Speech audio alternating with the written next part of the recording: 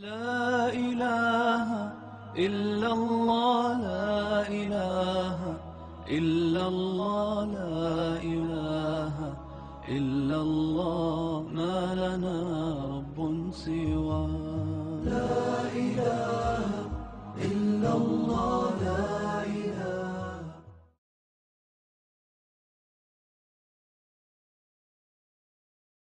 اعوذ باللہ من الشیطان الرجیم بسم اللہ الرحمن الرحیم. اذا الشمس كورت واذا النجوم انكدرت واذا الجبال سيرت واذا العشار عطلت واذا الوحوش حشرت واذا البحار سجرت. یہ سورۃ تکویر کے نام سے بھی مسمى ہے، یعنی اس کو سورہ تکویر بھی کہتے ہیں اور اذا الشمس کورت بھی کہتے ہیں. اس صورت میں اللہ تبارک و تعالیٰ نے قیامت سے پہلے اور قیامت قائم ہونے کے بعد بڑے بڑے 12 واقعات بیان فرمائے ہیں. 12 میں سے 6 اس کائنات کے برباد ہونے سے پہلے کے ہیں، یعنی جب یہ کائنات بربادی اور تباہی کے دور سے گزر رہی ہوگی تو اس کے بڑے بڑے 6 واقعات یہ قرآن نے بیان کیے ہیں. اور جب یہ کائنات فنا ہو جائے گی، اس کے بعد جب انسانوں کو دوبارہ زندہ کیا جائے گا، جس کو ہم قیامت کا دن کہتے ہیں اور آخرت سے بھی تعبیر کرتے ہیں، اس کے بھی 6 واقعات بیان کیے ہیں. حدیث شریف میں آتا ہے جس کو یہ بات پسند ہو کہ وہ قیامت کو اس طرح دیکھے جیسے ایک آدمی اپنی آنکھوں سے ایک منظر دیکھتا ہے، تو اس کو چاہیے کہ اذا الشمس کورت اور اذا السماء انشقت یہ 2 صورتیں پڑھے، یعنی کہ سورہ تکویر اور سورہ انشقاق. اس لیے کہ ان 2 صورتوں میں قیامت کے وہ مناظر اس طرح دکھائے گئے ہیں، بیان کیے گئے ہیں، جیسے آدمی اپنی آنکھوں سے وہ مناظر دیکھ رہا ہے. اگر تدبر کے ساتھ یہ صورتیں پڑھی جائے اور غور سے ان پہ تدبر اور غور کیا جائے تو قیامت کا جو منظر ہے وہ بالکل کھل کر کے سامنے آ جاتا ہے. یہ جو میں نے 6 آیتیں پڑھی، ان 6 آیتوں میں وہ 6 باتیں مذکور ہیں جو قیامت قائم ہونے سے پہلے وہ رونما ہوں گی. یعنی کہ جب یہ عالم بربادی کی طرف جا رہا ہوگا لیکن ابھی مکمل تباہ نہیں ہوا ہوگا، تو وہ واقعات یہاں پر مذکور ہے. اور پھر یہ 6 اور 6 ملا کر کے 12 کے بعد اللہ تبارک و تعالیٰ فرماتے ہیں عالمت نفس ما احضرت. اس دن انسان کو ان سب چیزوں کا پتہ چل جائے گا جو اپنے ساتھ قیامت میں لاتا ہے. ہم جو کچھ کرتے ہیں یہ سب چیزیں نوٹ ہوتی ہے، فرشتے لکھتے ہیں، دائیں اور بائیں فرشتے بیٹھے ہیں جن کو کرام کاتبین کہتے ہیں. وہ ہماری ایک ایک حرکت، ایک ایک بات کو نوٹ کرتے ہیں. اور قیامت کے دن جب وہ سارا انسان کے کردار کا جو سارا مجموعہ ہے مین و عن پیش کیا جائے گا اور انسان جو ہے اس کو دیکھے گا، تعجب سے کہے گا ما لہذا الکتاب لا یغادر صغیرۃ ولا کبیرہ. یہ نام اعمال عجیب ہے، نہ کوئی چھوٹی بات چھوڑی ہے نہ کوئی بڑی بات، مگر سب کو ضبط کیا ہے الا احصاها. آج کل تو بڑی آسان مثالیں ہیں، کیمرے لگے ہوتے ہیں، ریکارڈر ہوتا ہے، اس میں ہر چیز جو ہے وہ ریکارڈ ہوتی ہے. ایسے ہی فرشتے جو ہیں ان سب چیزوں کو ضبط کرتے ہیں، اپنے پاس محفوظ کرتے ہیں. اس وقت انسان کو پتہ چلے گا. ہم تو کام کر کے بھول جاتے ہیں، لیکن وہ محفوظ ہوتا ہے، اس کا باقاعدہ ریکارڈ ہوتا ہے جو اس دن پیش کیا جائے گا ہر آدمی کے سامنے. پہلے وہ 6 واقعات اللہ فرماتے اذا الشمس کوورت، جب سورج لپیٹ دیا جائے گا. تکویر سے ہیں، تکویر کے معنی لپیٹنے کے. سورج کو کیسے لپیٹا جائے گا؟ تو اس کا ایک مطلب یہ ہے کہ اس کی لمبی لمبی شعاعیں اور کرنیں جو کروڑوں میل کے فاصلے سے ہم تک پہنچ جاتی ہے، وہ شعاعیں بجھ جائیں گی، وہ بالکل مضمحل ہو جائیں گی. ایک تو یہ مطلب ہے.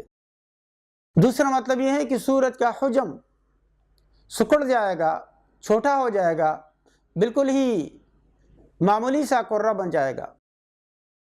یہ دونوں مطلب مفسرین نے بیان کیے ہیں، اور دونوں میں کوئی استبعاد بھی نہیں ہے. اس لیے کہ سورج جو ہے وہ ایک گیس کا گولہ ہے، اور گیس کے اندر کثافت آتی ہے تو گیس سکڑ جاتی ہے، منجمد ہو جاتی ہے. ہمارا یہ جو اس وقت کا نظام ہے، اس وقت ہر چیز کے اندر جتنے بھی اجرام فلکیہ ہیں، ان کے اندر 2 قسم کی قوت اللہ نے ودیعت فرمائی ہے. ایک قوت کو ہم کہتے ہیں قوت طاردہ، دھکیلنے والی طاقت، اور دوسری طاقت قوت جاذبہ، کھینچنے والی طاقت.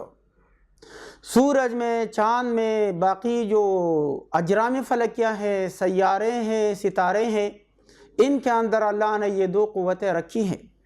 ایک کشش ثقل ہے، ثقیل چیزوں کو اپنی طرف کھینچ لیتی ہے، اور دوسری قوت طاردہ ہے کہ یہ آپس میں ملتی بھی نہیں ہے، یہ سیارات ایک دوسرے سے دور دور رہتے ہیں.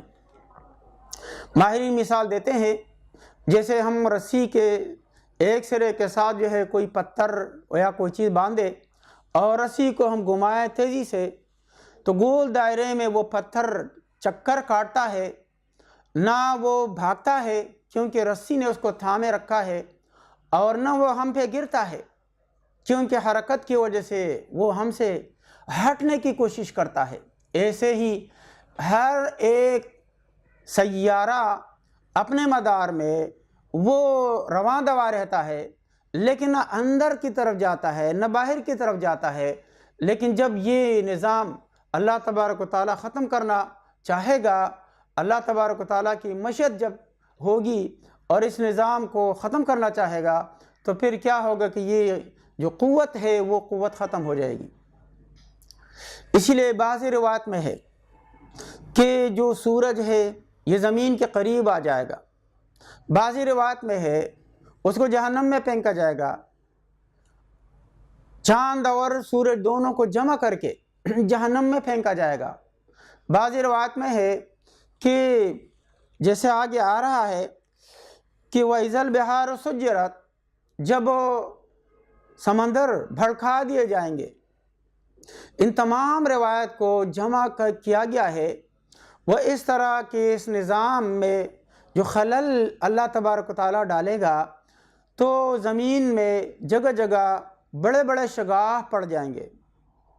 سمندر اور میٹھے دریا یہ آپس میں گڑمڑ ہو جائیں گے، اور سورج جو ہے وہ آ کر کے پورا اس کو منجمد کر کے وہ سکڑ جائے گا، یا اس کے کچھ ٹکڑے تباہ ہونے کے بعد آ کر کے زمین کے ساتھ لگ جائیں گے. اور اس سمندر میں، بحر محیط میں اتنی شدت اور حرارت پیدا ہوگی سورج کی تمازت کی وجہ سے اور زلزلوں کی وجہ سے، اندر کا لاوا نکلنے کی وجہ سے، کہ پانی سارا کا سارا وہ آگ میں تبدیل ہو جائے گا.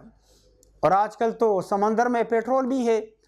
اب ممکن ہے کہ پیٹرول کی پیداوار بڑھتے بڑھتے بڑھتے یہ بن جائے کہ جب سورج کی تمازت بڑھ جائے اور زلزلے کی وجہ سے یہ جو پہاڑ ہے آپس میں رگڑ کی وجہ سے، ان کی حرارت، ان کی حرکت کی وجہ سے بڑھ جائے، یہ سارے سمندر آگ کا شعلہ بن جائے.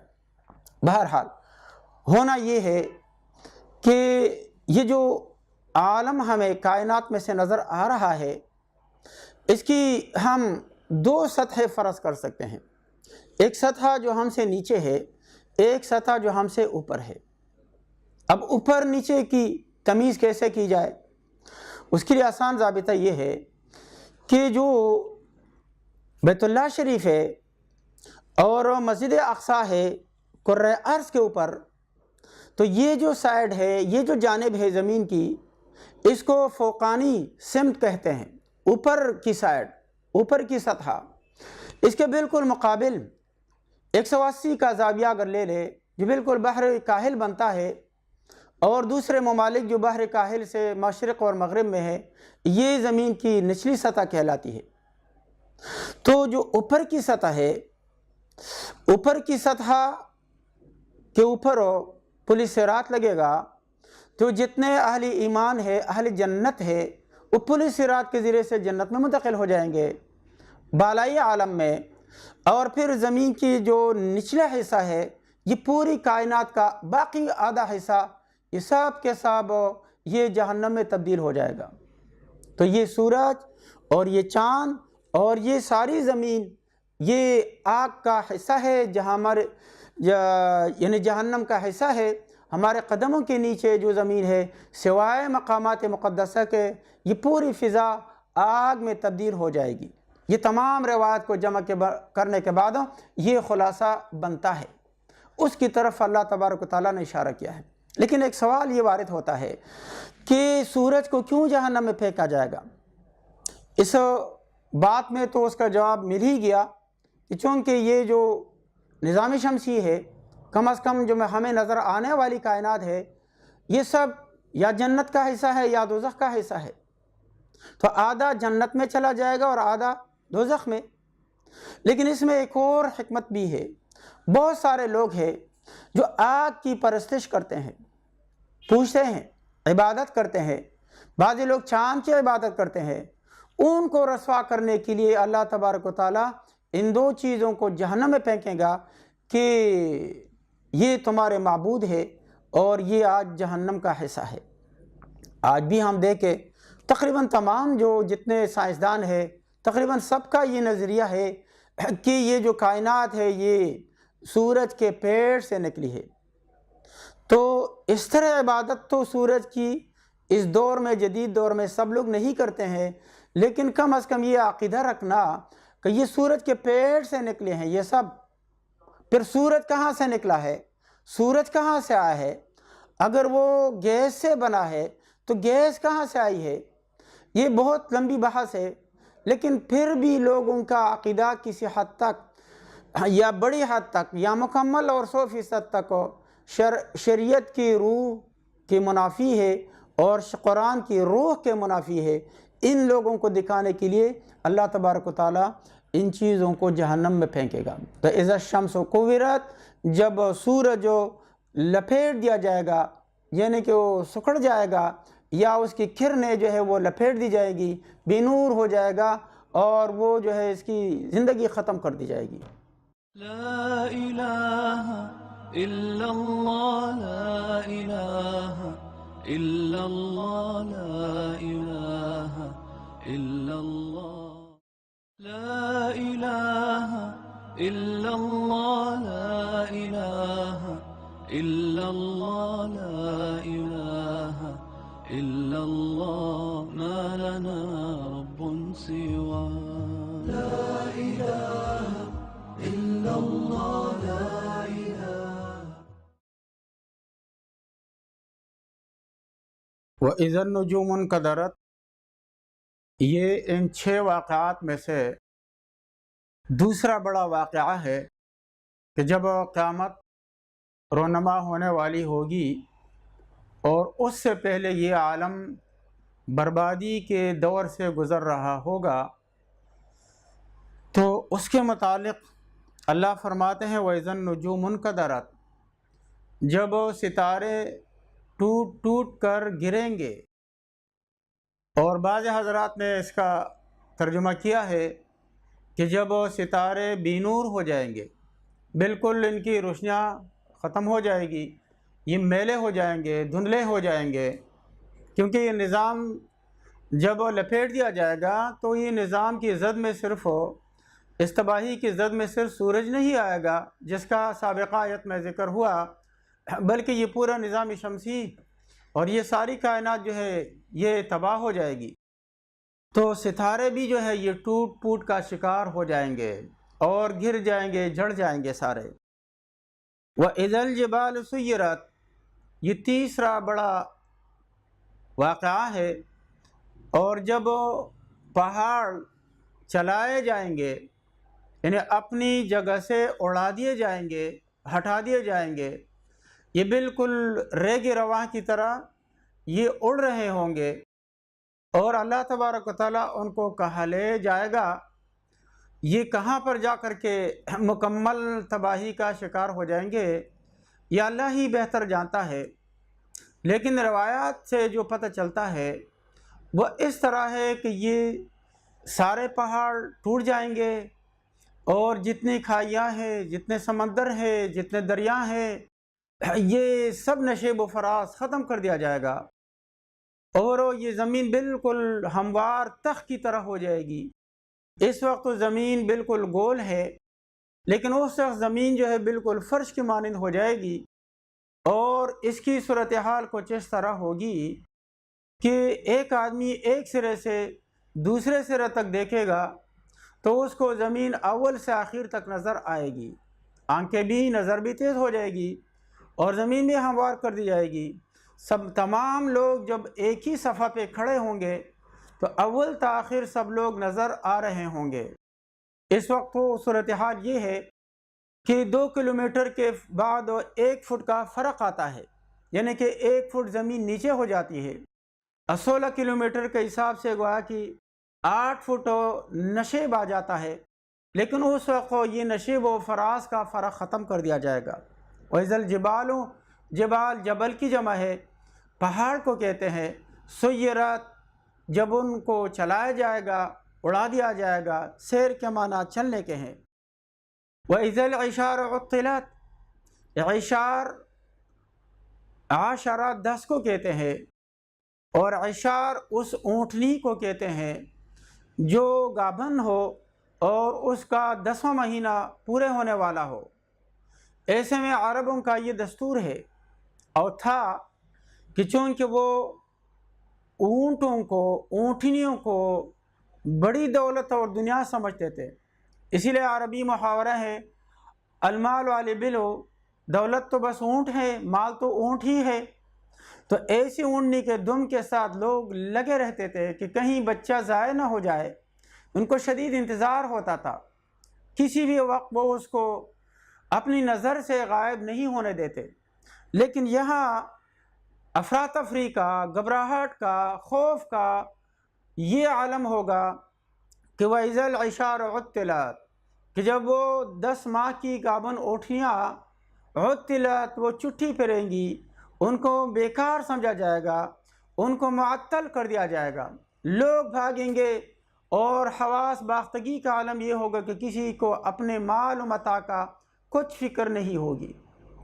اس کا مطلب یہ ہوا کہ اونٹ اور اونٹنی کا ذکر یہ عربوں کے ماحول کے اعتبار سے کیا گیا ہے، ورنہ قاعدہ عام ہے، ہر آدمی کا یہ حال ہوگا کہ وہ کسی بھی مال و متاع کی طرف نہیں دیکھ سکے گا، ہر آدمی بس نفسی نفسی میں لگا ہوگا، اور ہر آدمی حواس باختگی کا شکار ہوگا، نہ اپنے گھر کی فکر، نہ اپنے مال اور اولاد کی فکر، نہ کسی اور چیز کی فکر، صرف اور صرف اپنی ذات کی فکر میں آدمی مبتلا ہوگا۔ وَإِذَا الْوُحُوشُ حُشِرَتْ، اور جب جنگلی جانور، وحشی جانور جمع کیے جائیں گے۔ وحشی جانوروں میں ضابطہ یہ ہے کہ انسان کے سائے سے بھی ڈرتے ہیں اور بھاگتے ہیں، لیکن جب انتہائی خوفناک منظر سامنے آئے گا قیامت کا اور قیامت کی شروعات کا، تو یہ جانور انتہائی خوف کی وجہ سے یکجا ہو جائیں گے۔ کس کے ساتھ یکجا ہو جائیں گے؟ اس کا یہ بھی مطلب ہو سکتا ہے کہ جتنے درندے ہیں وہ اور پالتو جانور یہ سب یکجا ہو جائے۔ وہاں شیر اور بکری، بھیڑیا اور بھیڑ کے درمیان جو خوف کی فضا ہے، ایک درمیان میں ایک خلیج ہے، یہ تمام خلیجیں ختم ہو جائیں گی، اور یہ لوگ، یہ جتنے بھی انسان ہے، جتنے بھی پالتو جانور ہے، جتنے بھی وحشی جانور ہے، یہ سب یکجا ہو جائیں گے۔ تو یا یہ جانور آپس میں جمع ہو جائیں گے، اور یا مطلب یہ ہے کہ یہ جنگلوں سے، صحراؤں سے آ کر کے انسانی آبادی میں انسانوں سے جو ہے وہ کے ساتھ جمع ہو جائیں گے، اور یہ سمجھ رہے ہوں گے کہ شاید ہمیں یہاں پناہ مل جائے، اور شاید یہاں ہم محفوظ ہو جائیں۔ وَإِذَا الْبِحَارُ سُجِّرَتْ، اور جب سمندر بھڑکا دیے جائیں گے، چھون دیے جائیں گے۔ مفسرین لکھتے ہیں کہ زمین میں شقوق ڈالے جائیں گے، بڑے بڑے شگاف پڑ جائیں گے، سمندر اور دریاؤں کا میٹھا پانی اور کھارا پانی یہ سب آپس میں مل جائے گا۔ ملنے کے بعد ان میں انتہائی شدت آ جائے گی، انتہائی حرارت اور شدت کی وجہ سے ان میں آگ بھڑکا دی جائے گی، تو یہ سب پانی جتنا ہے یہ سب آگ میں تبدیل ہو جائے گا، جیسے اس سے سابقہ آیت میں عرض کیا گیا تھا۔ اور یہ بھی عرض کیا جا چکا تھا کہ نیچے سے جہنم کو قریب لایا جائے گا۔ وَبُرِّزَتِ الْجَحِيمُ لِلْغَاوِينَ، دوسری آیت میں اللہ نے فرمایا دوزخ کو قریب لا کر کے جو سرکش قسم کے لوگ ہیں، نافرمان لوگ ہیں، ان کے قریب کر دیا جائے گا۔ یہ سمندر آگ میں تبدیل ہو جائیں گے، اور یقینی بات ہے کہ جب سمندر بھڑکا دیے جائیں گے اور پانی آگ میں تبدیل ہو جائے گا، پیٹرول کا کام کرنے لگے گا، تو پھر جو ہے یہ جلتے جلتے بالکل خشک ہو جائے گا، اور جب یہ خشک ہو جائے گا تو ساری زمین خشک ہو جائے گی۔ اس وقت زمین کا 29% حصہ جو ہے وہ خشک ہے، اور 71% حصہ جو ہے وہ پانی ہے، لیکن یہ پھر مکمل طور پہ پانی ختم ہو جائے گا اور زمین خشک اور ہموار ہو جائے گی۔ یہ 6 واقعات ہوئے، یہاں تک اللہ تبارک و تعالیٰ نے ان واقعات کا ذکر کیا۔ یہ واقعات اس وقت کے ہیں کہ جب یہ عالم فنا کی آغوش میں جا رہا ہوگا، اس کے بعد پھر کیا ہوگا کہ ایک زوردار دھماکہ ہو جائے گا۔ حضرت اسرافیل علیہ الصلاۃ والتسلیمات کا سور پھونکنا مراد ہے۔ اس کے بعد یہ عالم ختم ہو جائے گا اور مکمل سناٹا چھا جائے گا۔ بعض روایت کے مطابق 40 سال تک اس وقت مکمل خاموشی ہوگی، مکمل سناٹا ہوگا۔ اللہ تبارک و تعالیٰ اس وقت ارشاد فرمائیں گے لمن الملک اليوم، آج بادشاہت کس کی ہے؟ دنیا میں تو بہت سارے لوگ ہیں، دعویٰ کرتے ہیں کہ ہم چنی دیگری نیست، ہر ایک اپنی بڑائی ثابت کرنے کی کوشش کرتا ہے، لیکن اس وقت جو ہے مکمل سناٹا ہوگا۔ پھر آواز آئے گی، اللہ تبارک و تعالیٰ خود ہی جواب ارشاد فرمائیں گے للہ الواحد القہار، صرف اور صرف اللہ ہی کے لیے ہے جو ایک ہے اور جو سب پہ غالب ہے۔ دوسری روایت کے مطابق جب لوگ قبروں سے اٹھیں گے، اس وقت جو ہے اللہ تبارک و تعالیٰ ارشاد فرمائیں گے کہ لمن الملک اليوم، کس کی بادشاہت ہے آج؟ سب لوگ کہیں گے للہ الواحد القہار، صرف اور صرف اللہ کی ہے، اور جو ایک ہے اور جو غالب ہے سب کے اوپر ہو۔ غرض یہ عالم اس وقت ختم ہو جائے گا، سب لوگ مر جائیں گے۔ یہ 6 واقعات جن کا ذکر ہو گیا، یہ نفخہ اولا یعنی اسرافیل علیہ السلام کے سور پھونکنے سے پہلے کے واقعات ہے، اور سور پھونکنے کے بعد جب یہ عالم ختم ہو جائے گا، جس کو ہم قیامت کہتے ہیں، قیامت کے بعد جو حالات 6 واقعات بڑے بڑے نظر آئیں گے، تو ان کا ذکر آنے والی آیتوں میں انشاءاللہ پھر ہوگا۔ لا الہ الا اللہ، لا الہ الا اللہ، لا الہ الا اللہ، لا الہ الا اللہ، لا الہ الا اللہ، لا الہ الا اللہ، ما لنا رب سوا، لا الہ الا اللہ، لا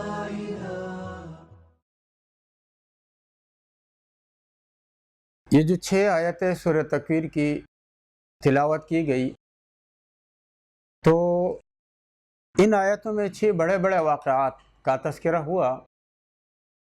ان واقعات کے متعلق مفسرین کی 2 رائے ہیں۔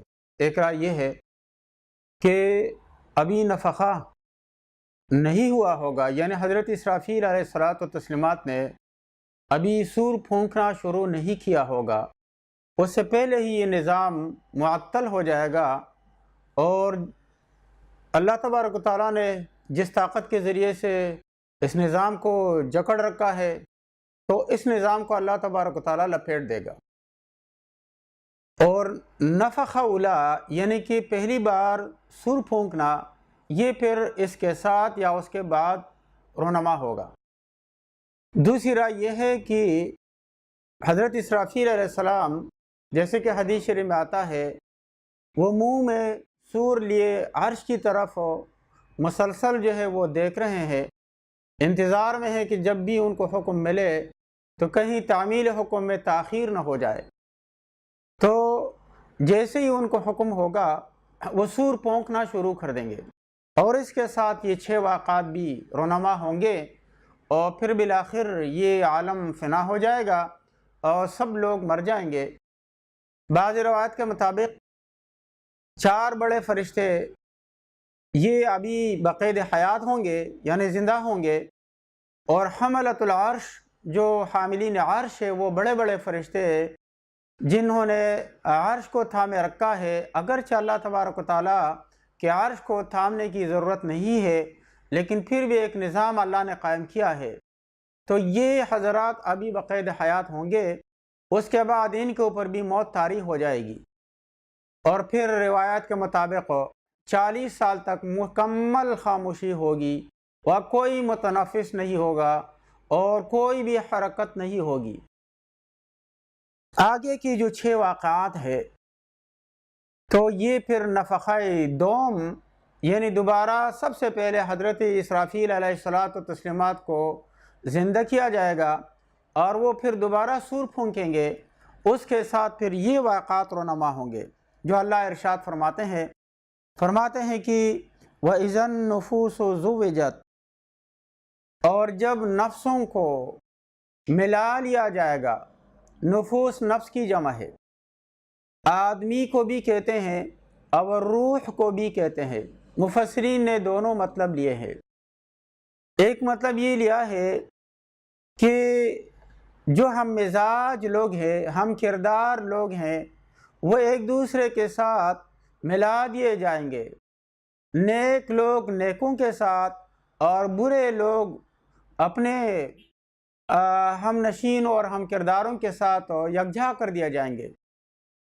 دوسرا مطلب یہ ہے کہ وَإِذَا النُّفُوسُ زُوِّجَتْ، کہ جب روح ہے یعنی ارواح اپنے جسموں کے ساتھ ملا دی جائیں گی، یعنی کہ وہ جسموں میں واپس کر دی جائیں گی۔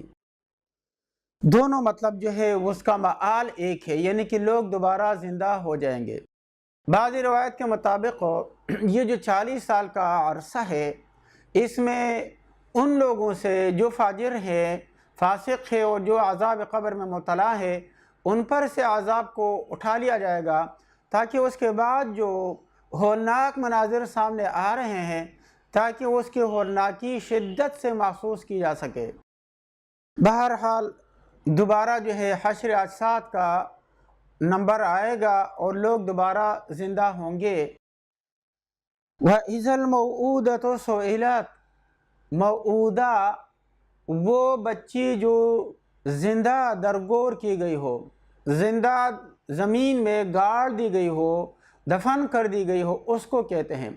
وہ اصل میں ثقل اور بوجھ کو کہتے ہیں، چونکہ عربوں میں دستور تھا کہ نومولود بچی کو زمین میں زندہ گاڑ کے اس کے اوپر مٹی ڈالتے تھے، وہ مٹی کے بوجھ تلے مر جاتی، اسی لیے اس کو موعودہ کہا جاتا ہے۔ سئلت سوال سے ہے، جب اس سے پوچھا جائے گا، کیا پوچھا جائے گا؟ بِأَيِّ ذَنْبٍ قُتِلَتْ، کہ وہ کس جرم اور کس گناہ کی پاداش میں قتل کر دی گئی ہے، اسے کیوں مارا گیا ہے، قتل کر دیا گیا ہے۔ اصل فیصلے تو بہت ہوں گے، لیکن بطور خاص اللہ تبارک و تعالیٰ نے اس بچی کا ذکر کیا۔ اس کی وجہ یہ ہے کہ احادیث کی روح سے قیامت کے دن سب سے پہلے دو چیزوں کے متعلق سوالات ہوں گے۔ حقوق اللہ میں سے سب سے پہلے نماز کے متعلق، اور حقوق العباد میں سے سب سے پہلے خون کے متعلق ہو۔ تو سارے لوگ جو مظلوم ہے ان کے لیے ظالموں سے بدلہ تو لیا جائے گا، لیکن اس بچی کا بطور خاص اللہ نے اسی لیے ذکر فرمایا کہ اس کا کوئی مدعی نہیں ہے، اور لوگ بھی یہ سمجھتے ہیں کہ ان کو زندہ درگور کر دیا گیا رات کی تاریکی میں، نہ کسی نے دیکھا، نہ کوئی ریکارڈ ہے، نہ کوئی مدعی ہے، اور ماں باپ نے یہ کام کیا، پوچھنے والا کوئی نہیں ہے، تو گویا کہ یہ قصہ پاری نہ ہو گیا، اب اس کے متعلق کوئی پوچھ گچھ نہیں ہوگی۔ اللہ فرماتے ہیں کہ اس بچی کے متعلق سب سے پہلے فیصلہ ہوگا، اور اس کو سامنے لا کر کے بڑی نرمی سے پوچھا جائے گا۔ یہ پوچھنا اس بچی کو جواب طلبی کے لیے نہیں ہے، بلکہ لوگوں کو دکھانے کے لیے، لوگوں کو سنانے کے لیے کہ اس بچی کو بھی لوگوں نے معاف نہیں کیا۔ تو سارے لوگ سن رہے ہوں گے، ان بچیوں سے پوچھا جائے گا کہ وہ کس جرم کے پاداش میں درکور کر دی گئی ہے۔ ظاہر ہے کہ اس کا کوئی جواب نہیں ہے کہ کوئی جرم نہیں ہے۔ عربوں میں یہ دستور جو چلا تھا، بعضی روایت کے مطابق سب سے پہلے یہ ربیعہ قبیلے میں یہ رسم چلی تھی۔ وہ اس طرح ہوا تھا کہ اس کے خلاف لشکر کشی ہوئی، اور جو ربیعہ کا سردار تھا قبیلے کا، اس کے لڑکی کو اغوا کیا گیا، لوگ لے کر اپنے ساتھ لے گئے۔ بعد میں مصالحت ہو گئی، اور صلح کے نتیجے میں وہ لڑکی واپس اپنے والد کے گھر آئی، لیکن صلح میں یہ طے ہوا تھا کہ اس کو اختیار دیا جائے گا۔ چنانچہ اس لڑکی کو جب اختیار دیا گیا کہ وہ باپ کو پسند کرے گی یا اس کو جس کے ساتھ وہ رہ رہی ہے، تو اس لڑکی نے کہا کہ میں جس کے ساتھ رہ رہی ہوں مجھے وہ زیادہ پسند ہے۔ اس کے بعد ربیعہ نے اور ان کے سردار نے یہ رسم جاری کر دی کہ یہ بچیاں تو رسوا کرتی ہیں ماں باپ کو، لہٰذا ان کو زندہ دفن کر دیا جائے۔ بعضی قبائل میں غربت اور افلاس کے خطرے کی وجہ سے بھی بچوں کو زندہ درگور کیا جانے کا رواج تھا۔ وہ اس طرح کہ وہ یہ سمجھتے تھے کہ لڑکے تو کمانے والے ہیں، لڑکیاں تو صرف بوجھ ہے، کماتی نہیں ہے بلکہ صرف کھاتی ہیں۔ حدیث شریف میں اور قرآن اور سنت کی روح سے اس نظریے کو سختی سے رد کر دیا گیا ہے کہ اللہ تبارک و تعالیٰ رزق دیتا ہے، وہ کم کو بھی دے سکتا ہے اور زیادہ کو بھی دے سکتا ہے، وہ چھوٹے خاندان کو بھی دے سکتا ہے، بڑے خاندان کو بھی دے سکتا ہے۔ بعض لوگ عار کی وجہ سے لڑکیوں کو قتل کرتے کہ ایسا نہ ہو کہ کل ہمارے عار اور ننگ کا سبب بن جائے، کل نا کوئی آدمی ہمارا داماد بنے گا جس میں ہماری ناک کٹ جائے گی۔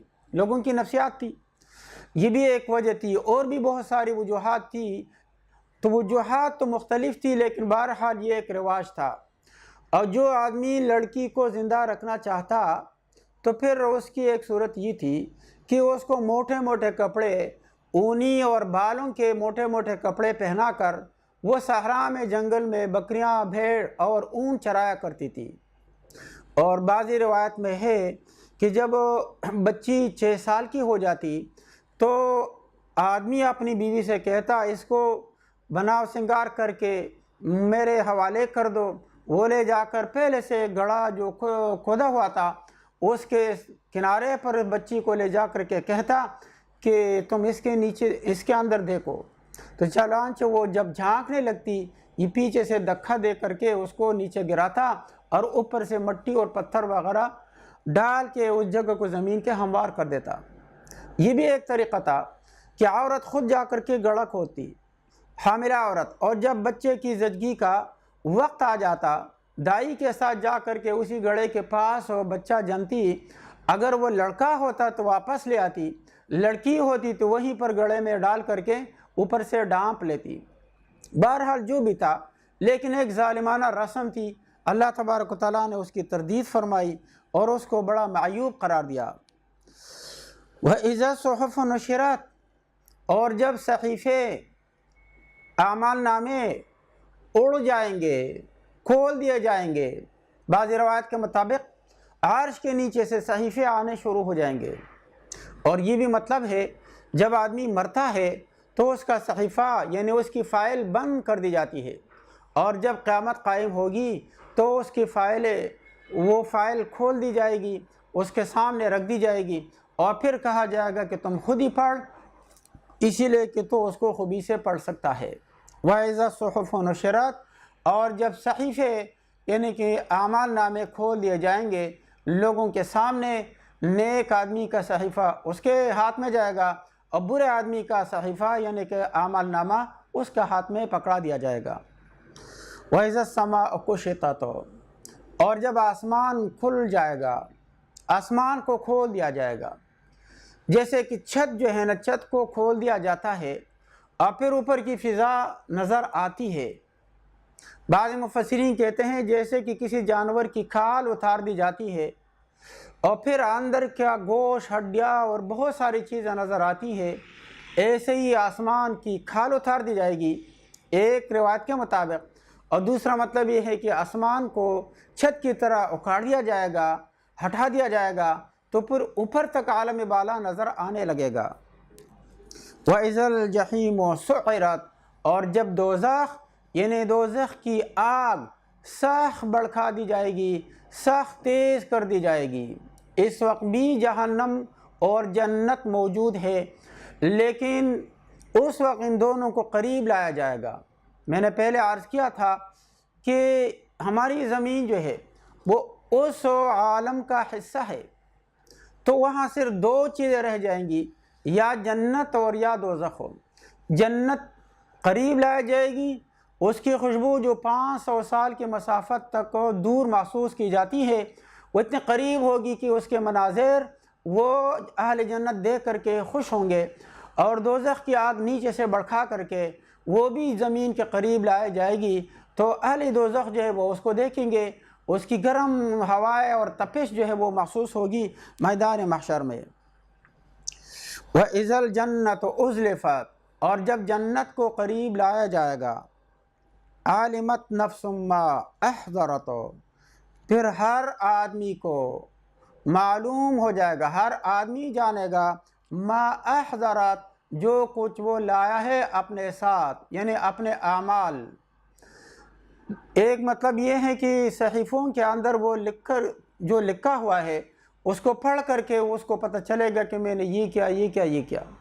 اور دوسرا مطلب یہ ہے کہ جو ہمارے اعمال ہیں وہ اعمال وہاں پر مجسم ہو جاتے ہیں، ان کو شکل باقاعدہ ملتی ہے، نیک عمل کو اس کے مناسب شکل ملتی ہے اور برے عمل کو اس کے مطابق جسامت ملتی ہے، تو وہ اعمال سامنے آ جائیں گے، وہ ہر آدمی کو پتہ چلے گا کہ یہ میرے اچھے اعمال ہیں یا میرے برے اعمال ہیں۔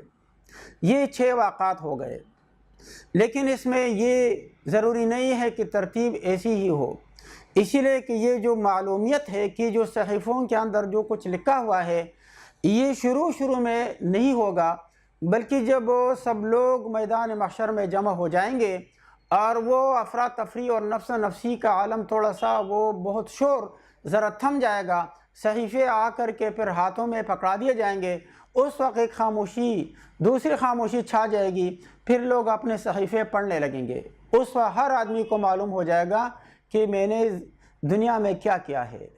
لا الہ الا اللہ، لا الہ الا اللہ، لا الہ الا اللہ، لا الہ الا اللہ، لا الہ الا اللہ، لا الہ الا اللہ، ما لنا رب سوا، لا الہ الا اللہ، لا الہ۔ فلا اقسم بالخنس الجوار الکنس واللیل اذا عسعس والصبح اذا تنفس انه لقول رسول کریم ذی قوت عند ذی العرش مکین مطاع ثم امین۔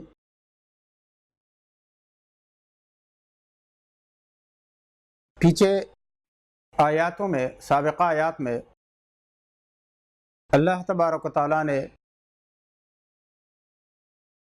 بہت سارے شواہد ذکر فرمائے ہیں، اذا الشمس کورت سے لے کر یہاں تک۔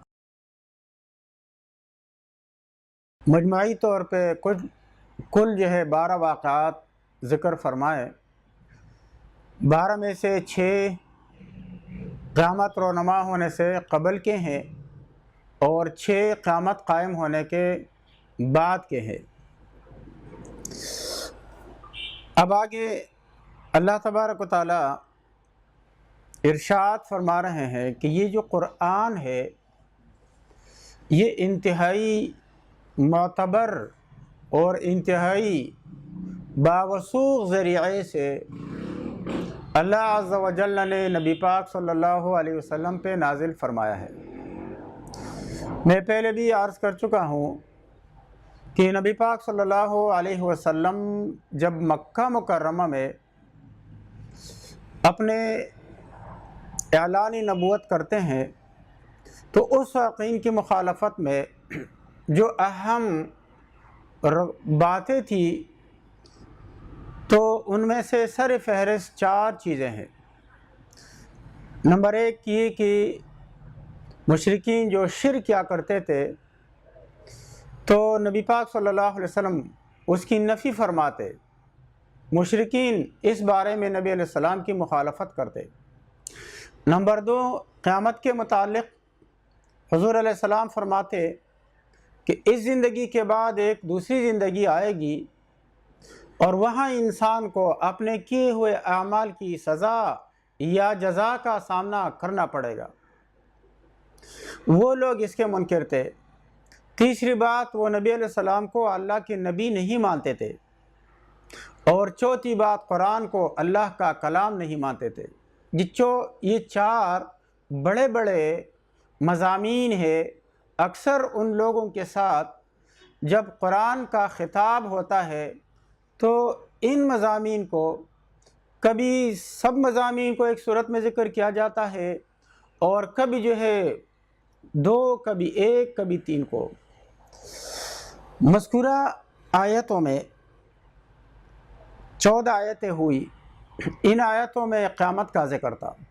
اب آگے قرآن کی صداقت کا، کہ یہ قرآن ایک سچی کتاب ہے اور اس کی جو سند ہے وہ انتہائی مضبوط، انتہائی بااعتماد ہے، اور اس کے بعد پھر نبی پاک صلی اللہ علیہ وسلم کی رسالت اور صداقت کا بیان ہوگا۔ فرماتے ہیں اللہ، فلا اقسم بالخنس، خنس خانس کی جمع ہے۔ خانس پیچھے ہٹنے والے کو کہتے ہیں، خنسہ کے معنی جو پیچھے ہٹ جائے، اور الجوار جاریتن کی جمع ہے، جاریہ کے معنی چلنے والے کے، اور کنس کانس کی جمع ہے جو غائب ہو جائے۔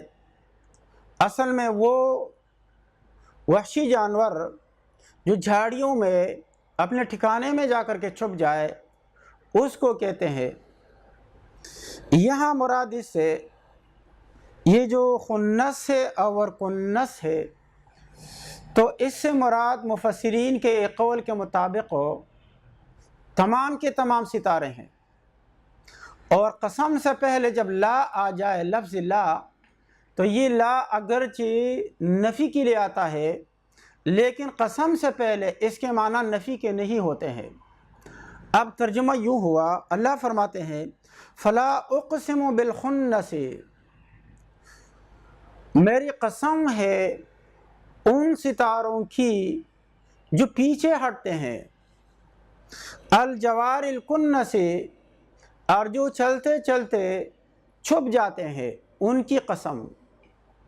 تو ایک قول یہ ہے کہ مراد اس سے سارے کے سارے ستارے ہیں، اسی لیے کہ یہ ستارے چلتے چلتے زمین کی محوری رفتار کے مطابق یہ ایک ایک درجہ ہمیں پیچھے محسوس ہوتے ہیں روزانہ۔ کبھی جو ہے یہ ہمارے سر پہ ہوتے ہیں اور کبھی جو ہے وہ افق پہ ہوتے ہیں اور کبھی زیر افق چلے جاتے ہیں، چھپ جاتے ہیں، کبھی نظر آتے ہیں کبھی نہیں آتے ہیں۔ اسی طرح یہ دن کو نظر نہیں آتے ہیں اور رات کو نظر آتے ہیں، چلتے بھی ہیں اور چھپتے بھی ہیں، نظر آتے بھی ہیں اور غائب ہوتے بھی ہیں۔ اور دوسرے بعض حضرات کہتے ہیں، دوسرا قول یہ ہے کہ مراد اس سے سیارات ہیں، ستارے نہیں ہیں بلکہ سیارے ہیں۔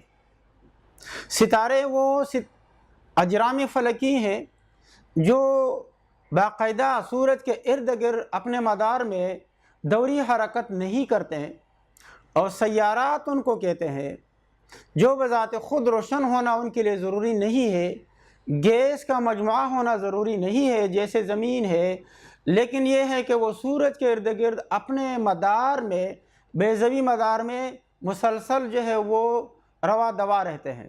تو دوسرا قول یہ ہے کہ اس سے مراد وہ سیارات ہے جو سورج کے ارد گرد ہمیشہ گردش کرتے ہیں، اور خاص کر کے وہ سیارے جو زمین کے بیرونی پڑوسی کہلاتے ہیں، جیسے مریخ ہے، مشتری ہے، زحل ہے۔ تو یہ ستارے بھی جو ہے وہ چلتے بھی ہیں اور پیچھے ہٹتے بھی ہیں۔ ان کو متحیرہ کہتے ہیں، اسی لیے کہ ان کی حرکت جو ہے وہ کبھی آگے کی طرح محسوس ہوتی ہے، کبھی پیچھے کی طرح محسوس ہوتی ہے، اور کبھی جو ہے یہ بالکل جامد نظر آتے ہیں۔ وجہ اس کی یہ ہے کہ ہماری زمین کی دوری حرکت تیز ہے۔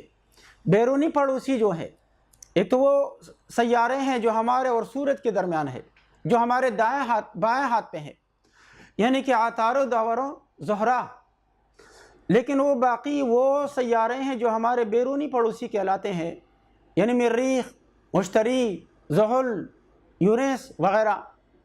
تو زمین کی حرکت چونکہ ان سے تیز ہے، جب زمین اپنے مدار میں چلتی ہے تو جب یہ آگے ہوتے ہیں تو ہمیں چلتے ہوئے نظر آتے ہیں، اور جب یہ زمین کے محاذی آ جاتے ہیں تو یہ ہمیں رکتے ہوئے نظر آتے ہیں، اور پھر جب زمین تھوڑی سی آگے ہو جاتی ہے تو یہ ہمیں پیچھے ہٹتے ہوئے نظر آتے ہیں۔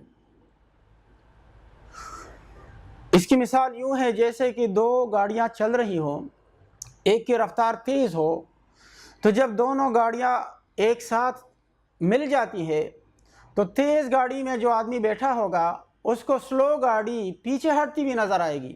بین ہی یہی مثال ان جوار کا ہے کہ یہ پیچھے ہٹتے ہوئے محسوس ہوتے ہیں۔ بہرحال مراد اس سے تمام کے تمام نجوم اور ستارے ہوں یا صرف سیارے ہوں، لیکن اللہ تبارک و تعالیٰ ان کی قسم کھاتے ہیں اور ساتھ یہ بھی فرماتے ہیں واللیل اذا عسعس، رات کی قسم جب وہ جانے لگے، والصبح اذا تنفس، اور صبح کی قسم جب وہ آنے لگے۔ اب یہ چند چیزیں ہو گئی، ان چند چیزوں سے ایک مقصد بیان کرنا یہ مراد ہے۔ اللہ فرماتے ہیں کہ جو انبیاء کا سلسلہ ہے یہ تو اب تک چل آ رہا تھا، اور جیسے ستاروں کا آنا جانا ہے ایسے انبیاء علیہ السلام کا آنا جانا یہ اللہ تبارک و تعالیٰ کی سنت رہی ہے۔ انبیاء کو بھیجتے ہیں اور بعض انبیاء کو بلاتے ہیں، لیکن نبی پاک صلی اللہ علیہ وسلم کی آمد یہ ایسا ہے جیسے کہ آسمان میں ہمیں ستارے نظر آتے ہیں، لیکن جب آفتاب یعنی سورج طلوع ہوتا ہے تو پھر وہ ستارے ان کی روشنیاں مزمحل ہو جاتی ہے، یا وہ ستارے غائب ہو جاتے ہیں اور صرف آفتاب نظر آتا ہے۔ اسی لیے بعض مورخین کہتے ہیں انبیاء علیہ الصلوۃ والتسلیمات میں سے کسی نبی کی قبر معلوم نہیں ہے، صرف نبی پاک صلی اللہ علیہ وسلم کا روضہ مبارک معلوم ہے کہ نبی علیہ السلام کی مثال آفتاب جیسی ہے، اور باقی انبیاء علیہ السلام کی مثال ستاروں جیسی ہے۔ روشنی تو سب سے ہوتی ہے، لیکن آفتاب سے جو روشنی ہوتی ہے وہ عالمگیر ہوتی ہے۔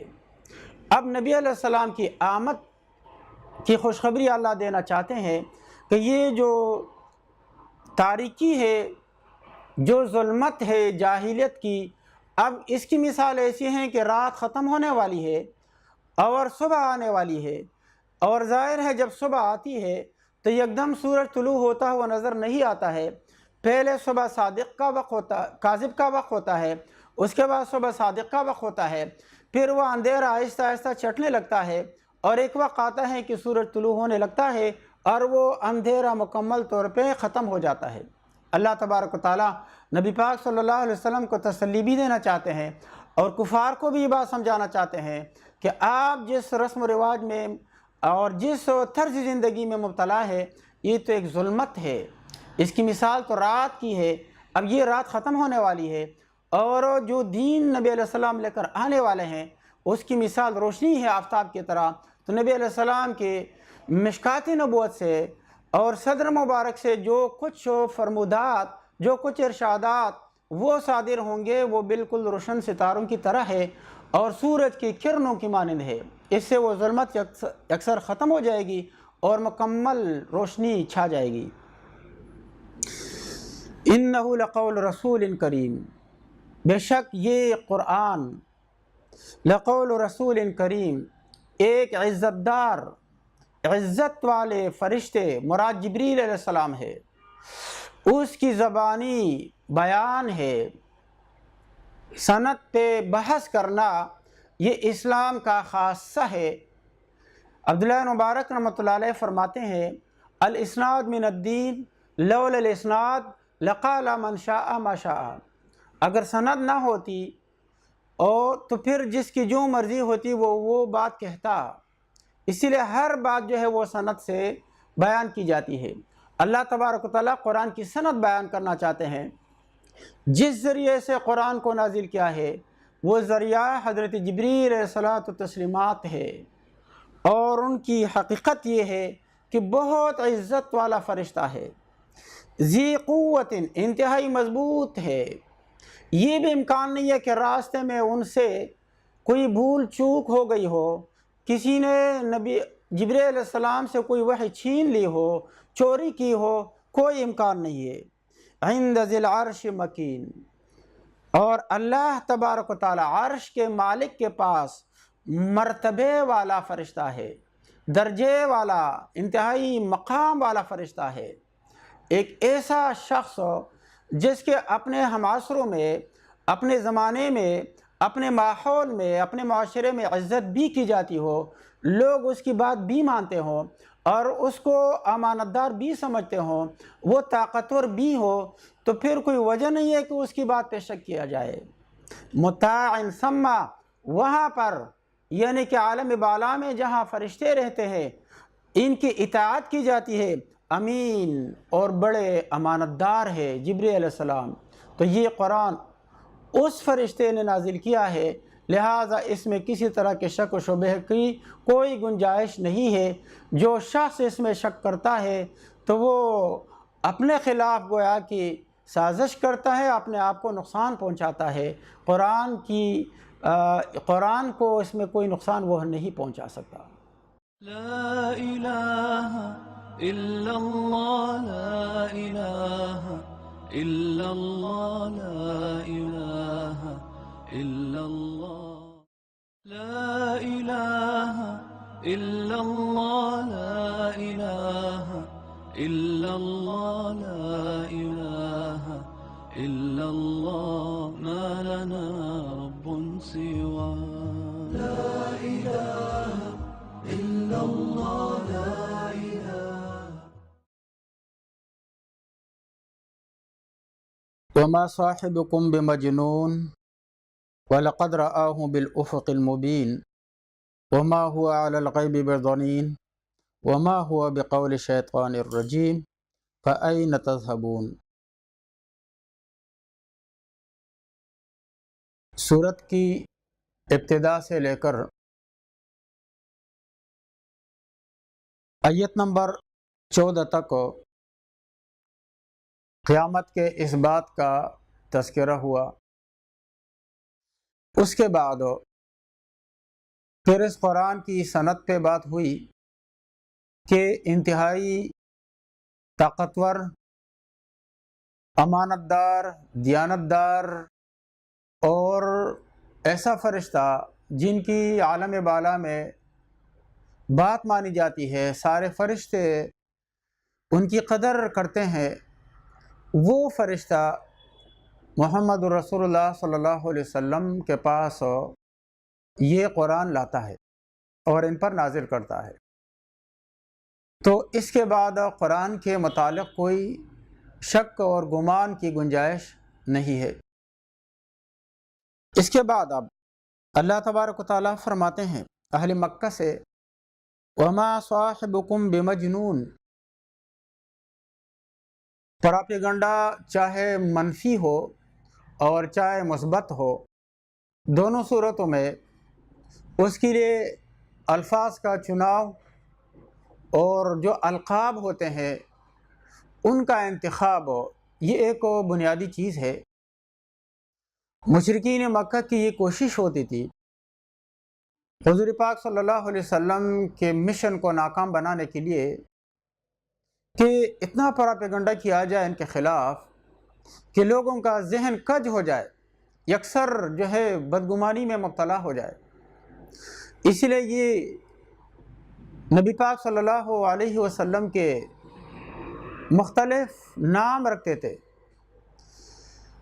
کبھی کہتے تھے یہ مجنون ہے، دیوانہ ہے، اور کبھی کہتے تھے کہ یہ نجومی ہے، کاہن ہے۔ اللہ تبارک و تعالیٰ ان کے الزامات کی نفی فرمانا چاہتے ہیں، لیکن اس کے لیے اللہ نے جو انداز کلام اپنایا ہے یہ عجیب ہے۔ آپ دیکھیں، وَمَا صَاحِبُكُمْ بِمَجْنُونَ، اے مکے والو تمہارا یہ رفیق جو آپ کے درمیان رہتا ہے مجنون نہیں ہے کسی طرح۔ صاحب کہا نبی پاک صلی اللہ علیہ وسلم کے لیے، اس میں اہل مکہ کے اوپر ایک عجیب تعریض ہے کہ ایک ایسا شخص جو بچپن سے لے کر اس وقت تک آپ کے درمیان رہتا ہے، ان کی ذہانت، ان کی ذکاوت، ان کی فطانت، ان کی عقل مندی، ان کے کردار، امانت، دیانت، یہ تمام چیزیں آپ کے سامنے ہے۔ پھر ایسے آدمی کو تم پاگل کہتے ہو، دیوانہ کہتے ہو، تو تم تو پرلے درجے کے جاہل مرکب ہو۔ اتنی تمیز نہیں ہے کہ پاگل کون ہوتا ہے، دیوانہ اور سنجیدہ اور عقل مند کون ہوتا ہے۔ دنیا کے تمام لوگوں سے سب سے زیادہ عقل مند آدمی، جن کا دامن انتہائی صاف ستھرا، جن کا کردار انتہائی صاف ستھرا، جن کا ماضی انتہائی بے داغ ہے، ایسے آدمی کو تم دیوانہ کہتے ہو۔ تو دیوانگی تو تمہاری اپنی ہے کہ تم اچھے برے میں تمیز نہیں کر سکتے ہو۔ اعلیٰ کردار کا حامل تم دیوانہ قرار دیتے ہو۔ وما صاحبکم بمجنون، تمہارا یہ رفیق صاحب یہ مجنون نہیں ہے کسی طرح۔ وَلَقَدْ رَآهُ بِالْأُفُقِ الْمُبِينِ، اور ایسا بھی نہیں ہے کہ انہوں نے کسی جن سے کوئی بات سنی ہو، جیسے کاہن کرتا ہے، جیسے کہ نجومی کرتا ہے، کوئی جن، کوئی شیطان اس کے کان میں لا کر کے بات ڈالتا ہے۔ تو یہاں یہ بھی کوئی گنجائش نہیں ہے، انہوں نے دیکھا ہے۔ وَلَقَدْ رَآهُ، لام تحقیق اور قسم کے لیے آتا ہے، اور قد کا لفظ ہے وہ بھی تحقیق کے لیے آتا ہے، یعنی کہ بخدا قسم ہے، یقیناً رآہ دیکھا ہے اس پیغمبر نے، وہ اس رسول کریم کو یعنی حضرت جبریل کو، بالافق المبین، صاف کنارے پر۔ صاف کنارے سے مراد آسمان کا کنارہ ہے، مشرقی جانب۔ چنانچہ روایت میں ہے ایک دفعہ نبی پاک صلی اللہ علیہ وسلم نے حضرت جبریل علیہ السلام سے خواہش کا اظہار فرمایا، میں چاہتا ہوں کہ آپ کو اپنی اصلی شکل میں اور حلیے میں دیکھوں۔ تو حضرت جبریل علیہ السلام نے وہ منظر نبی پاک صلی اللہ علیہ وسلم کو دکھایا۔ کرسی پہ بیٹھے تھے، پورا کنارہ آسمان کا مشرقی جانب اس کو بھر دیا تھا۔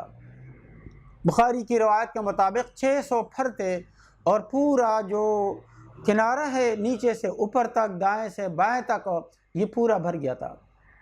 تو یہاں یہ بھی نہیں ہے کہ ان کو شک اور شبہ ہو، یا جو کلام کان میں سنانے والا ہے یہ کون ہے وہ جانتا نہ ہو، یہ بات بھی نہیں ہے۔ دیکھا ہے اس پیغمبر نے اس مکرم اور اس معزز فرشتے کو بالافق المبین، بالائی کنارے پہ جو شرقی جانب میں ہے اور بہت صاف اور واضح ہے، اس میں کوئی شک اور شبہ بھی نہیں ہے۔ بعض حضرات کہتے ہیں کہ افق مبین سے مراد خط سرطان ہے، اسی لیے کہ مکے کا جو عرض بلد ہے وہ 2200 درجے سے شمالی کچھ زیادہ ہے، اور خط سرطان جو ہے وہ 23.27 درجے پر ہے۔ تو اس مقام پر چونکہ یہ بالائی عرض بلد ہے، اس پر حضرت جبریل علیہ السلام کو دیکھا ہے۔ بعض حضرات یہ بھی کہتے ہیں کہ شب معراج میں سدرۃ المنتہا کے موقع پر جبریل علیہ السلام کو دیکھنا مراد ہے۔ بہرحال اس پر اتفاق ہے کہ نبی علیہ السلام نے 2 مرتبہ جبریل علیہ السلام کو اصل حلیہ میں دیکھا ہے۔ عام طور پہ نبی پاک صلی اللہ علیہ وسلم کے پاس جبریل علیہ السلام آتے تھے تو پھر جو ہے وہ اگر انسانی روپ میں آتے تو حضرت دحیۃ الکلبی رضی اللہ تعالیٰ عنہ جو انتہائی حسین اور جمیل صحابی تھے ان کے روپ میں آتے تھے، اور کبھی وحی دوسرے انداز سے لاتے، لیکن ان 2 موقعوں پہ نبی پاک صلی اللہ علیہ وسلم نے جبریل علیہ السلام کو اپنے اصلی حلیہ میں دیکھا ہے، اور اس میں کوئی شک شبہ بھی نہیں ہے۔ سورہ نجم میں اس کی ذرا زیادہ وضاحت کی گئی ہے، انشاءاللہ وہاں پر پھر مزید تفصیل آ جائے گی۔ وما هو علی الغیب بضنین، یہ مشرکین مکہ کے ایک اور الزام تراشی کی نفی ہے، جو کہا کرتے تھے نبی علیہ السلام کے متعلق کہ یہ کاہن ہے، نجومی ہے، علیاذ باللہ۔ اللہ فرماتے ہیں نجومی تو لوگوں کو بات نہیں بتاتا، بات اس طرح ہوتی ہے کہ کوئی جن آ کے کان میں بات بتاتا ہے تو پھر اس بات کے ساتھ وہ 99 جھوٹ اپنی طرف سے ملاتا ہے، وہ بھی کسی کو مفت میں نہیں بتاتا، جبکہ نبی پاک صلی اللہ علیہ وسلم بتانے میں کسی طریقے سے بخل سے کام نہیں لیتے ہیں۔ دنیا کے کسی بھی ماہر کے متعلق آپ یہ نہیں سن سکتے کہ وہ لوگوں کو مفت تعلیم دیتا ہے، جیسے بھی ہو لیکن وہ فیس ضرور لیتا ہے۔ کسی ڈاکٹر سے بھی آپ اور ہم اگر روڈ پہ دوا کے متعلق ہو، بیماری کے متعلق پوچھے، وہ کبھی بھی نہیں بتائے گا، وہ کہے گا کلینک پہ آ جاؤ، اسپتال میں آ جاؤ، کھڑے کھڑے۔ یہ کسی آدمی کی خاصیت نہیں ہے سوائے محمد رسول اللہ صلی اللہ علیہ وسلم کے۔ بخاری شریف میں حدیث ہے کہ اگر باندی بھی نبی پاک صلی اللہ علیہ وسلم کا ہاتھ پکڑ کر کے مدینہ کی گلیوں میں جہاں لے جانا چاہتی تو نبی علیہ السلام کو لے جا سکتی، یعنی کہ اتنی سخاوت کہ کسی طریقے سے بخل نہیں ہے، کسی سے ایک پائی، ایک رتی، ایک ذرہ بھی نفع کی بات نہیں کی۔ جو کچھ اللہ نے نبی علیہ السلام کو بتایا، نبی پاک صلی اللہ علیہ وسلم نے انسانی ضروریات کے مطابق وہ لوگوں کو بتایا، اور کچھ بھی اجرت، کچھ بھی عوض، حتیٰ کہ تم اور لالچ کا بھی کبھی تصور نہیں کیا۔ تو یہ کیسے کاہن ہو سکتا ہے؟ کاہن کیا، آج تو اگر ہم عامل کے پاس جائے تو وہ بھی بغیر پیسوں کے نہیں بتاتا۔ نبی پاک صلی اللہ علیہ وسلم تو کسی طریقے سے بخل نہیں کرتے ہیں۔ تو کاہن تو یہ فن جو پڑھتے ہیں اور حاصل کرتے ہیں پیسوں کے لیے، دنیا کے اغراض کے لیے، اور یہ جو ہے یہ نبی پاک صلی اللہ علیہ وسلم یہ تو کسی طرح بخل نہیں کرتے ہیں۔ ظن اور ذن بخل کو کہتے ہیں۔ وما هو علی الغیب، یہ جو رسول ہے، آپ کے رفیق ہے، یہ غیب کی بات ہے، علم شریعت کے بتانے میں کسی طریقے سے بے ظنین، بخل سے کام نہیں لیتے ہیں، بخیل نہیں ہے۔ پھر ان کے اور کاہن کے، ان کے اور نجومی کے درمیان آخر کیا ربط ہے، کیا مناسبت ہے کہ آپ جو ہے ان کو یہ الزام دیتے ہیں؟ وما هو بقول شیطان الرجیم، اور یہ قرآن، یہ شیطان مردود کا کلام بھی نہیں ہو سکتا، اس کا بیان بھی نہیں ہو سکتا، کیونکہ قرآن میں تو شیطان کی قباحت بیان کی گئی ہے، اور شیطان کو انسان کا دشمن قرار دیا ہے۔ تو کیا کاہن یہ کہے گا کہ شیطان تمہارا دشمن ہے؟ کیا وہ کاہن اپنے دوست کو اپنے سے ناراض کرے گا، اس کی مخالفت میں بات کرے گا، لوگوں کو تلقین کرے گا؟ قرآن تو شیطان سے دور رہنے کی، شیطان کے وسوسوں سے بچنے کی تلقین کرتا ہے، پھر کیسے آپ اس کو کہانت قرار دیتے ہو؟ فَأَيْنَ تَذْهَبُونَ، اتنی واضح باتوں کے بعد بھی تم کہاں چل رہے ہو، کس طرف جاتے ہو، کدھر چل رہے ہو؟ چاہیے تو یہ کہ ان باتوں پہ آدمی غور کرے اور سوچ سمجھ کر کے خوب تدبر کرے اور پھر اس کے بعد فیصلہ کرے، اور تم لوگ اس کو سنے بغیر، سوچ بچار کے بغیر اس کی تردید کر کے بھاگ جاتے ہو۔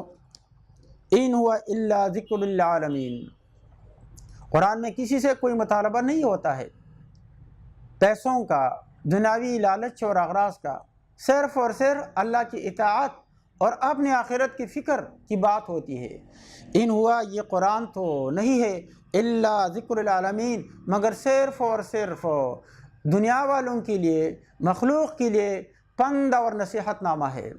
تو عقل کا تقاضا یہ ہے آدمی اپنے اوپر رحم کرے، اگر نصیحت سنے، اچھی بات سنے، اس کو رد نہ کرے بلکہ اس بات پہ غور کر کے توجہ سے سنے، اور اگر وہ نفع کی بات ہے، اچھی بات ہے، تو اس کو عمل میں لایا جائے، نہ یہ کہ اس کو رد کیا جائے۔ ان ہوا الا ذکر للعالمین اور لمن شاء منکم ان یستقیم۔ پہلی آیت کا مطلب یہ ہے، یہ قرآن بالعموم تمام دنیا والوں کے لیے نصیحت ہے، پندنامہ ہے، اور خصوصاً لمن شاء منکم ان یستقیم، تم میں سے جو چاہتا ہے ان یستقیم، جو سیدھی چال چلے اور سیدھے راستے پہ چلے، اس کے لیے بالخصوص یہ نصیحت ہے، قرآن میں عظیم نصیحت ہے، اس کے بعد کسی اور نصیحت کی ضرورت نہیں ہے۔ اتنے نصائح ہے اس میں، اتنی عبرت کی باتیں ہیں، اتنے قصص اور امثال ہے کہ یہ سننے کے بعد، سمجھنے کے بعد آدمی کو پھر مزید کسی رہنمائی کی ضرورت پیش نہیں آتی ہے۔ وَمَا تَشَاءُونَ إِلَّا أَن يَشَاءَ اللَّهُ رَبُّ الْعَالَمِينَ۔ مفسرین لکھتے ہیں جب یہ آیت نازل ہوئی لمن شاء منکم ان یستقیم، تو ابو جہل نے کہا اللہ نے ہمیں اختیار دیا ہے، ہم چاہے تو مانے، چاہے تو نہ مانے۔ اللہ نے فرمایا، اس کی تردید فرمائی، وَمَا تَشَاءُونَ إِلَّا أَن يَشَاءَ اللَّهُ رَبُّ الْعَالَمِينَ، تم نہیں چاہتے ہو، تم نہیں چاہ سکتے ہو مگر یہ کہ اللہ چاہے، جو کہ سب مخلوق کا رب ہے، یعنی پالنے والا ہے۔ آیت کا مقصد یہ ہے، اللہ تبارک و تعالی انسان کے احساسات کو اور طلب حق کو دیکھتا ہے۔ کوئی انسان ایسا ہوتا ہے کہ اپنے اندر، اپنی ذات میں برا ہوتا ہے، اس کو حق کی طلب اور اس کی کوئی خواہش نہیں ہوتی ہے، اس کے اندر ضمیر نہیں ہوتا، اس کے اندر احساس نہیں ہوتا ہے۔